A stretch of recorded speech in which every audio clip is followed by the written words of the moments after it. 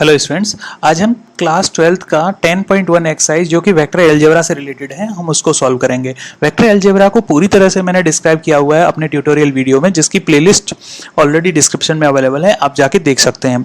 ठीक है, तो अब हम क्वेश्चंस को सॉल्व करेंगे। जैसे क्वेश्चन नंबर 1 कहता है represent graphically A displacement of 40 kilometre 30 degree east of north. देखो, कभी भी जब आपको डायरेक्शंस की बात आए तो डायरेक्शन हमेशा ऐसे रखना है याद। ये डायरेक्शन मेरी ईस्टवर्ड होती है, west, north and south. Okay, हमेशा ऐसे याद रखोगे, east, west, north, south. Okay, जब आपको डायरेक्शंस बोली गई है और डायरेक्शन के साथ आपको बोला गया है 40 किलोमीटर, मीन्स ये डिस्प्लेसमेंट है 40 किलोमीटर, इसके साथ एक डायरेक्शन दी गई है 30 degree east, east of north. तो जब भी आपको बोला जाए जैसे ईस्ट ऑफ नॉर्थ 30 डिग्री है मान लो, तो जब भी इस तरीके से आपको कभी डायरेक्शन बोला जाता है west of south something something, तो ईस्ट ऑफ नॉर्थ बोला जाता है। इसका मीनिंग है कि जो एक डायरेक्शन है 30 डिग्री एंगल, वो बना हुआ है नॉर्थ डायरेक्शन से। जो लास्ट में नंबर लिखा रहता है ना, आप उसी के बारे में बात करते हो, नॉर्थ डायरेक्शन। जैसे ये नॉर्थ है, इस नॉर्थ के साथ ये 30 डिग्री का एंगल बनाता है, और यहां से इस पर्टिकुलर डायरेक्शन, ये वाली जो डायरेक्शन है, ये है कितना 40 किलोमीटर।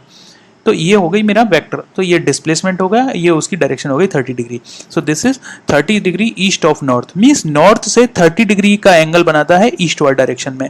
अगर मैं आपसे कहता 30 डिग्री नॉर्थ ऑफ वेस्ट, इसका मतलब वेस्ट से एक एंगल बनता है 30 डिग्री का और साउथवर्ड डायरेक्शन में। ओके, वेस्ट से एक एंगल बनता है 30 डिग्री का नॉर्थवर्ड डायरेक्शन में, नॉर्थर्न डायरेक्शन में, तो ये एंगल हो गया। तो इस तरीके से आप कभी भी डायरेक्शंस को ऐसे रिप्रेजेंट करेंगे। ठीक है, और आपको ऑलरेडी डिस्क्राइब किया गया है कि वेक्टर क्वांटिटी जो होती है उनमें एक मैग्नीट्यूड होता है, जैसे सम एम एक्स वेक्टर, कुछ ऐसा होता है, मींस ए मैग्नीट्यूड ये डायरेक्शन। तो डायरेक्शन और मैग्नीट्यूड दोनों होना चाहिए। अब क्वेश्चन पूछा गया classify the following measures as scalar और वेक्टर। देखो 10 kg है। अब 10 kg जो होता है ये होता है मास। ओके, मास हमेशा याद रखना, जैसे 10 kg आपको दिया गया है तो इसके साथ कोई भी आपको डायरेक्शन नहीं दी गई है। ठीक है, तो डायरेक्शन नहीं दी गई है तो स्केलर। आपको डायरेक्शन अगर दिया जाएगा तो वेक्टर क्वांटिटी होगा, मास अगर है तो स्केलर क्वांटिटी है। ठीक है, अब जैसे 40 वाट जो होती है पावर होती है, पावर हमेशा स्केलर क्वांटिटी है। इसके बाद 2 मीटर नॉर्थ वेस्ट डायरेक्शन, तो इसमें एक मैग्नीट्यूड दिया गया है 2 मीटर और डायरेक्शन दी गई है, तो वेक्टर क्वांटिटी हो गया ये। 10 टू द पावर -19 कूलम, ये चार्ज है, चार्ज हमेशा स्केलर क्वांटिटी होता है, तो स्केलर क्वांटिटी हो गया।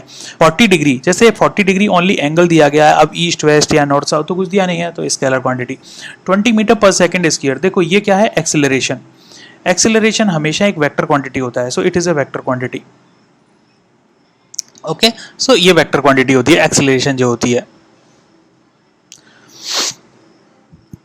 नेक्स्ट क्वेश्चन आता है classify the following as a scalar और वेक्टर क्वांटिटीज। ओके, स्केलर और वेक्टर क्वांटिटी कौन कौन सी है। टाइम पीरियड की अगर हम बात करें तो टाइम पीरियड के साथ कभी भी डायरेक्शन नहीं दी जाती है, तो ये हमेशा स्केलर क्वांटिटी होती है। डिस्टेंस भी स्केलर क्वांटिटी होती है। डिस्प्लेसमेंट जो होता है वो हमारा वेक्टर क्वांटिटी होता है। अब जैसे दिया गया फोर्स, फोर्स क्या होता है, मीटर पर सेकेंड, तो मीटर पर सेकेंड का मीनिंग क्या हो गया कि ये जो फोर्स है मेरा, ये है मीटर पर सेकेंड, सॉरी फोर्स जो होता है वो होता है newton, that is M A. M क्या है, मास, स्केलर क्वांटिटी। ए क्या है, एक्सेलरेशन, जो कि क्या होती है, वेक्टर क्वांटिटी। तो फोर्स हमेशा एक वेक्टर क्वांटिटी होगा। वर्क डन जो होता है ये होता है W is equal to F dot S, dot product होता है दो वेक्टर का, तो डेफिनेटली ये स्केलर क्वांटिटी होगा। वेलोसिटी हमेशा वेक्टर क्वांटिटी होती है, क्योंकि वेलोसिटी जो होती है वो होती है मीटर पर सेकेंड में, और आपको पता है velocity is nothing but displacement divided by time. Okay, तो डेफिनेटली डिस्प्लेसमेंट एक वेक्टर क्वांटिटी है, तो ये वेक्टर क्वांटिटी होगा। ठीक है, अब क्वेश्चन पूछा गया जैसे in figure 10.6 a square is there, identify the following vector. देखो को इनिशियल मतलब एक पॉइंट से इनिशियलाइज होने वाले वेक्टर। को इनिशियल कौन कौन से वेक्टर हैं, देखो ए वेक्टर और ये वाला वेक्टर, ये दोनों को इनिशियल हैं।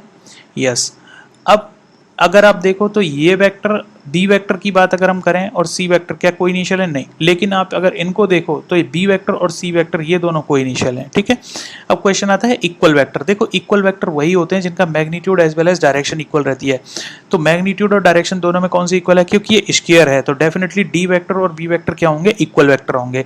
क्या ए वेक्टर सी वेक्टर के इक्वल होगा, जी नहीं। क्यों, मैग्नीट्यूड जरूर दोनों का इक्वल होगा क्योंकि एक स्क्वायर पे बने हुए हैं, बट इनकी डायरेक्शंस अलग अलग हैं, तो इक्वल नहीं होंगे। Collinear but not equal. अब कोलिनियर का मतलब क्या होता है, कोलिनियर देखो मान लो एक आपके पास, कोलिनियर का हमेशा याद रखना, कोलिनियर वेक्टर कुछ इस तरीके से होते हैं। मान लो आपके पास एक वेक्टर है ए वेक्टर, ओके, दूसरा वेक्टर है 5a वेक्टर, 5a वेक्टर, तीसरा वेक्टर है मान लो ऑन सी वेक्टर, वो इसी के साथ कनेक्टेड है। तो A vector, C vector and 5a vector सारे कोलिनियर होंगे, मींस या तो सेम लाइन में हैं या एक दूसरे के पैरेलल हैं, तो कोलिनियर ही होते हैं। भले ही ये सभी एक दूसरे के इक्वल नहीं होंगे बट कोलिनियर होंगे।